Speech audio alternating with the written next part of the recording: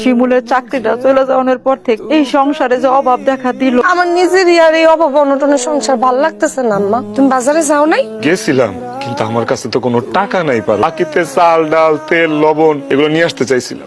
বাজারে কোনো দোকানদার আমার বাকিতে দেয়, কারণ ওই যে আমার চাকরি নেই। ওরা ধরেই লইছে যে আমি বাকিতে নিলে ওদের পাতির টাকা জীবনও ফেরত দিতে পারবো না। ভালোবাসো, আমি না তোমার স্বামী। তুই আমার কচুর স্বামী, তোর কোন যোগ্যতা নাই। অনেক সময় নষ্ট করছে তোর এই অভাবের সংসারে। আমি আর তোর অভাবের সংসারে সময় নষ্ট করবো না, জীবন নষ্ট করবো।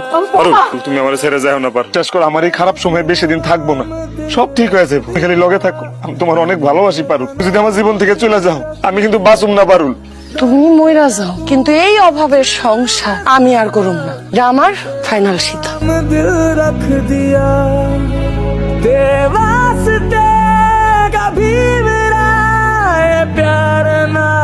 এই ঘরে প্রত্যেকটা কোনায় কোনায় পারুলের স্মৃতি আছে। ঘরের ভিতরে